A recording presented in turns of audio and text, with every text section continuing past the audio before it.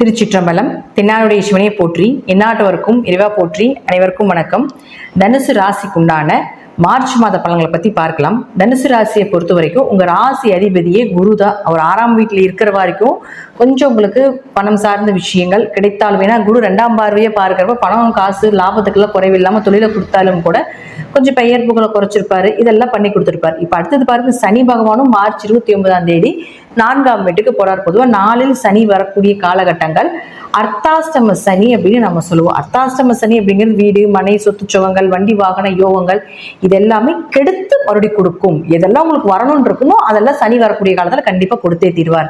ஆனா அதற்கு முன்னாடி அதற்கு அனுபவங்களையும் அதற்குண்டான கொஞ்சம் மன வலிகளையும் கொடுத்து பின்பு கொடுப்பார் அப்படிங்கிறது தான் உண்மை. உங்க ஆரோக்கியத்திலும் தாயினுடைய ஆரோக்கியத்திலும் கொஞ்சம் கவனமாக இருந்துக்கோங்க அப்படிங்கிறத முற்றிலும் உண்மை. அடுத்தது பாருங்க, செவ்வாய். இந்த செவ்வாய் அப்படின்னு சொல்லக்கூடிய ஒரு 5 மற்றும் 12ஆம் அதிபதியான செவ்வாய் இப்ப இருக்கக்கூடிய வீடு ராசிக்கு 7ஆம் வீட்டுல இருக்கார். 5 கூடையவர் 7ஆம் வீட்டில் இருந்தால் கண்டிப்பாக குழந்தை பிராப்தம் உண்டு. நல்ல திருமண வரன் அமைந்து வருவது, எதிர்பார்த்த வரன்கள் தேடி வர்றதுக்கு உண்டான வாய்ப்புகள் இதெல்லாமே ஏற்படுத்தி கொடுத்துருவார். 5, 7 குலதெய்வத்தினுடைய அனுகிரகம் நல்லா இருக்கும். மேக்சிமம் இந்த காலகட்டங்கள்ல மேரேஜ் செய்யறவங்களாம் பார்த்துட்டீங்கன்னா குலதெய்வ கோயில செய்வாங்க. இது போல அமைப்பெல்லாம் கொடுத்துரும். அதே போல 12ஆம் அதிபதி 7ல இருக்கிறதுனால வெளியூர் வெளிநாடு பயணங்கள், கணவர் மனைவி விட்டு வெளியே எங்காவது போலான் இருக்கீங்க, அல்லது வெளிநாட்டுல ஏதாவது வேலைக்காக ட்ரை பண்ணிட்டு இருக்கீங்க, இப்படி எல்லாம் இருந்தாலும் இந்த மாதத்தை பயன்படுத்தி கொள்ளுங்கள். அது உங்களுக்கு சிறப்பாக இருக்கக்கூடிய அமைப்பை கொடுக்கும். ஏன்னா 12-7 தொடர்பு ஏற்பட்டா கொஞ்சம் பயணங்கள் அதிகமா இருக்கும். கணவன் மனைவிக்கு கொஞ்சம் சிறு சிறு விரிசல்கள் வரும் அப்படிங்கிற அமைப்பும் கொடுக்குது. ஏன்னா 12ஆம் இடங்கிறது அந்யூன்யம்னு சொல்றோம். அப்ப அவர் 7ஆம் இடத்துக்கு போகும்போது கொஞ்சம் அந்யூன்ய குறைபாடுகளும் ஏற்படும் அப்படிங்கறத எடுத்துக்கலாம். அடுத்தது சுக்கிரன். இந்த சுக்கிரன் யாரு? 6 மற்றும் 11ஆம் அதிபதி. இந்த 6ஆம் அதிபதியான சுக்கிரன் கடந்த காலத்துல பார்த்துட்டீங்கன்னா உங்களுக்கு தனுசு ராசிக்கு 4ஆம் வீட்டுல மனம் செயல் அப்படின்னு சொல்லக்கூடிய 4ஆம் வீட்டுல இருந்து கொஞ்சம் மனசுல அலைபாஞ்சிட்டு இருக்கிறது, ஒரு நல்ல சந்தோஷமான ஒரு நிகழ்ச்சி, வீடு மனை சொத்து சுகங்கள் வாங்கினது இதெல்லாம ஏதாவது கொடுத்துட்டு இருந்தாலும் கூட இப்ப அவர் வக்ரம் ஆகிறார். சோ நம்ம என்ன, நம்மளுக்கு ஜோதிட ரூல்ஸ் என்னன்னா, ஒரு உச்சம் பெற்ற கிரகம் வக்ரகதி இருந்தால் நீச பலனை அடையும் அர்த்தம். அப்போ சுக்கிரன் உச்சமாகி இப்ப வக்ரம் பெறுகிறார். அப்ப சுக்கிரன் உச்சமாகி வக்ரம் பெறக்கூடிய காலகட்டங்கள்ல கொஞ்சம் கவனமா இருங்க. கடன் சார்ந்த விஷயத்துல, நோய் சார்ந்த விஷயத்துல, வேலைகள் சார்ந்த விஷயத்துல, லாபங்கள் சார்ந்த விஷயத்துல ரொம்ப கவனமாக இருக்க வேண்டும். அதே போல மூத்த சகோதரர்கள்கிட்டயும் ரொம்ப கவனமாக இருந்து செயல்படுத்த வேண்டும். ஏன் அப்படின்னு பார்த்துட்டீங்கன்னா, ஒரு கிரகம் நீசம் பெறும்பொழுது அதனுடைய தன்மைகளை இழக்கும், அதனுடைய ஒளிகளை இழக்கும். அந்த இடத்துல பெயர் புகழ் இருக்காது, அந்த இடத்துல உங்களுக்கு உண்டான விஷயங்கள் நடக்காது அப்படிங்கிறது அமைப்பு. அப்ப சுக்கிரனுக்கு உண்டான விஷயங்கள் எல்லாமே இதுதான். இப்ப நான் சொன்னதா கடன் நோய் வழக்கு, வேலையில பிரச்சனை, லாபங்கள் அதிகமா வராம இருக்கிறது, இதெல்லாம் தான் சுக்கிரன் உங்க ஜாதகத்துல அந்த பொறுப்பு வாங்கியிருக்கார். அப்போ அதெல்லாமே குறையறதுக்கு உண்டான வாய்ப்புகளை தான் கொடுப்பார். அப்ப ராகுவோட சேர்ந்து காம்பினேஷன் ஆகும் பொழுது இயற்கையாக நம்ம முதலே சொல்லி, இப்ப சுக்கிரன் ராகு சேர்க்க இது ஒரு பெண் சாபத்தை கொடுக்கக்கூடியது. ஆண்களாக இருந்தாலும் பெண்கள்கிட்டையும், பெண்களாக இருந்தாலும் ஆண்கள்கிட்டையும் கொஞ்சம் கவனமாக இருந்து செயல்படுத்திக்கோங்க அப்படிங்கிறத நம்ம சொல்லியிருப்போம். அதே போல பாருங்க, அடுத்தது புதன். இந்த புதன் யாரு?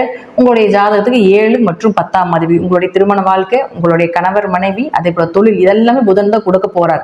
அப்ப அந்த புதனும் பாருங்க 4ஆம் இடத்துல நீசமாயிட்டு இருந்தார். இப்போ 15ஆம் தேதிக்கு மேல வக்ரம் ஆகிறார். சோ புதன் அப்படின்னு சொல்லக்கூடியவர் நீசமாகி, ஒரு நீசம் பெற்ற கிரகம் வக்ரமால் உச்சமாகும்.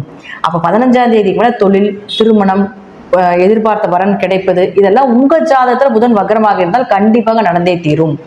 பொதுவாகவே நடக்கும். அல்லது உங்க ஜாதகத்துல வக்ரமாக இருந்தாலும் இன்னும் நான் சொல்றதை விட நல்ல பலன்கள் எல்லாமே வரும். தொழில் வளர்ச்சி, தொழில் ரீதியாக புதிய புதிய கிளைகள் அமைச்சுக் கொள்வது, தொழில் ரீதியாக புதிய நபர்களுடைய சப்போர்ட் கிடைப்பது, நல்ல வரன் அமைஞ்சு வர்றது, எதிர்பார்த்த வரன், திருமண வாழ்க்கை சிறப்பா இருக்கிறது, கணவன் மனைவிக்குள்ள நல்ல சந்தோஷ பிரியங்களாக இருப்பது, குடும்ப தேவைகளை பூர்த்தி பண்றது, இது எல்லாமே புதன் உங்க ஜாதகத்துல வக்ரமாக இருந்து 15ஆம் தேதிக்கு மேல நடப்பதற்குண்டான அமைப்பு. வக்ரமா இல்லையா இருந்தாலும் ஓரளவுக்கு நடப்பதற்குண்டான வாய்ப்பை நிச்சயமாக ஏற்படுத்தி கொடுப்பார் அப்படிங்கிறத முற்றிலும் உண்மை. அடுத்தது சூரியன். இந்த சூரியன் அப்படின்னு சொல்லக்கூடிய 9ஆம் அதிபதி. அவர் 3ஆம் வீட்டுல இருந்தார். 14ஆம் தேதிக்கு மேல 4க்கு வரப்போகிறார். 3ஆம் வீட்டுல கைப்பகுதியில் இருக்கும்பொழுது தந்தை மூலமாக பண வரவு ஏதாவது கிடைச்சாலும் கூட அடுத்தது உங்களுடைய நல்ல நல்ல விஷயங்கள் எல்லாமே 14ஆம் தேதிக்கு மேல வைத்துக் கொள்வது நல்லது. ஏன்னா 4ஆம் வீட்டுக்கு போறார். அப்ப 4ஆம் வீட்டுக்கு 9ஆம் அதிபதி 4க்கு போனாலே தந்தையினுடைய பூர்வீக சொத்து, தந்தை வழியிலிருந்து வரக்கூடிய பண வரவு, அவர்கள் மூலமாக ஒரு உதவிகள், இதெல்லாமே கண்டிப்பா நடந்தே தீரும். அதனால உங்களுடைய தந்தை சார்ந்தது, உயர்கல்வி சார்ந்தது, ஒரு பணவரவு, ஒரு சுப நிகழ்ச்சிகள் இதெல்லாம் நடக்கணும் அப்படின்னா 14ஆம் தேதிக்கு மேல உங்களுடைய பிளானிங் பண்ணும்போது நிச்சயமாக நடக்கும். அதே போல ஜாதகத்துல பாத்துக்கோங்க, இந்த புதன் ராகு சேர்க்கை அப்படிங்கிறது அவ்வளவு ஒரு சிறப்பான சேர்க்கை கிடையாது. யாருடைய ஜாதகத்துல புதனும் ராகும் ஒரு ஜாதகத்துல சேர்ந்திருக்கோ அவங்களுக்கு படிப்பு தடை ஏற்படும்.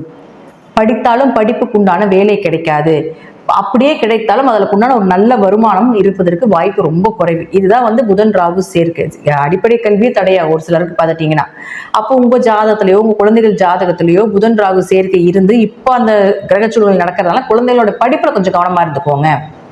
அதே போல சுக்கிரன் ராகு ஜாதகத்துல சேர்க்கையா இருக்கு, திரிகோணத்துல இருக்கு அப்படின்னாலும் கூட கொஞ்சம் பெண்களாக இருந்தால் ஆண்களிடமும், ஆண்களாக இருந்தால் பெண்களிடமும் கவனமா இருக்கணும். வக்கரமாயிட்டார், நீசமாயிட்டார், அதனால கொஞ்சம் கவனமா இன்னும் கவனமா இருந்துக்கணும். தேவையில்லாத பழிபாவத்துக்கு ஆளாக வேண்டியது வரும். அடுத்தது அதே போல பாருங்க, சூரியனும் சனி சேர போறார் ராகுவோட சேர்ந்து. அப்ப சூரியன் ராகு சேர்க்கை கடுமையான பித்ருவழி தோஷத்தை சொல்லும். தந்தை வழி உதவிகள் இருக்காதுன்னா தந்தை ரொம்ப டல்லா இருப்பாரு, தந்தைனால எந்த பிரயோஜனமும் கிடையாது. அல்லது தந்தை ரொம்ப வந்து அதிகாரம் வந்து தந்தை கூட இருக்க முடியாது உங்களால. அதான் இந்த சூரியன் ராகு சேர்க்கை. அது சூரியன் சனியும் அப்படித்தான், ஒரு இடத்துலயாவது இருந்துக்கலாம், ஆனா தந்தைக்கு உங்களுக்கு பேச்சுவார்த்தையில கேரக்டர் வைஸ்ல எதுலையுமே ஒத்தே வராது. இப்ப இது எல்லா கிரக சேர்க்கையும் சேரப்போகுது, ஒட்டுக்க சேரப்போது 4ஆம் இடத்துல மனம்னு சொல்லக்கூடிய இடத்துல சேரப்போறாரு. அப்ப இதுல நீங்க ரொம்ப கவனமா இருந்துக்கணும். மனசை குலைக்கக்கூடிய நிறைய விஷயங்கள் நடக்கும். அதே போல புதன் சனி சேர்க்கையெல்லாம் பாத்தீங்கன்னா புள்ளி விவரமா கணக்கு போடுவாங்க, எந்த இடத்துல எந்த நேரத்துல என்ன செய்யணும். இப்போ 1998 என்ன நடந்துச்சு, 50 என்ன நடந்துச்சு, அது என்ன நடந்துச்சுன்னா யோசிச்சு சொல்றாங்க இல்லைங்களா. அது எல்லாமே இந்த புதனும் சனியும் சேர்க்கை இருந்தா தான் அவங்களுக்கு அந்த ஞாபக சக்தி இருக்கும். ஸோ அப்படியெல்லாம் அவங்க ஜாதகத்துல இருக்கு அப்படின்னாலும் கூட இந்த காம்பினேஷன் வரப்போகுது இந்த காலகட்டங்கள். அது வந்து உங்களுக்கு 4ஆம் இடத்துல வரும் பொழுது, ஸோ புதன் சனி நல்ல காம்பினேஷன் இருந்தாலும் கூட இவ்வளவு திறமைகள் இருந்தால் வெளியே தெரிய மாட்டாங்க, பிரபலம் அடைய மாட்டாங்க. ஸோ வந்து இப்போ இந்த கிரக சேர்க்கை 5 கூட்டு கிரக சேர்க்கைகள் இந்த மாதம் நிகழப்போகுது. ஸோ எல்லாருமே கொஞ்சம் கவனமா இருந்துக்கும். அது தனுசு ராசியை பொறுத்த வரைக்கும் பார்த்தீங்கன்னா மனம் சார்ந்த விஷயத்துல, ஆரோக்கியம் சார்ந்த விஷயத்துல, உடல் சார்ந்த விஷயத்துல, தாயினுடைய ஆரோக்கியம் சார்ந்த விஷயத்துல, வீடோ சொத்துக்களோ ஏதாவது விற்கிறது குடிக்கிறது இது எல்லாமே கொஞ்சம் கவனமா இருக்கணும். ஏன்னா ராகுங்கிறது திருட்டுத்தனம்னு சொல்றோம். அப்ப ராகு ஏமாற்று குணம் உண்டுன்னு சொல்லுவோம். அப்ப சனி ராகு சேர்க்கை இருக்குது அப்படின்னா தொழில மேல உச்சத்துல போய் கீழே இறங்கி விட்டுரும், நல்ல ஆசையை காட்டி ஒண்ணுமே இல்லைன்னு காட்டிட்டு போயிடும். அப்ப இதெல்லாமே உங்க ஜாதகத்துல இருக்கு, இந்த காம்பினேஷன் இருந்ததுன்னா எந்த விஷயம் பண்ணீங்களோ கொஞ்சம் கவனமா பண்ணுங்க அப்படிங்கிறதா நான் இப்போ இந்த வீடியோ மூலம் உங்களுக்கு நான் சொல்லிக்கிறேன். ஸோ தனுசு ராசியை பொறுத்த வரைக்கும் பார்த்தீங்கன்னா இந்த மாதம் இது சார்ந்த 4ஆம் இடத்தை சார்ந்த விஷயத்த நான் சொல்லியிருக்கேன், அதில் மட்டும் கவனமா இருங்க. மற்றபடி திருமணம், தொழில் ரீதியான ஒரு வளர்ச்சி, பணவரவு இதெல்லாம் குறைவில்லாமல் இருக்கும் அப்படிங்கிறதுல மாற்றம் கிடையாது. நன்றி. நீங்கள் ஒரு நல்ல பதில சந்திக்கலாம். திருச்சிற்றம்பலம், தில்லையம்பலம், ஸ்ரீ நரசிம்ம திருவிழி சரணம்.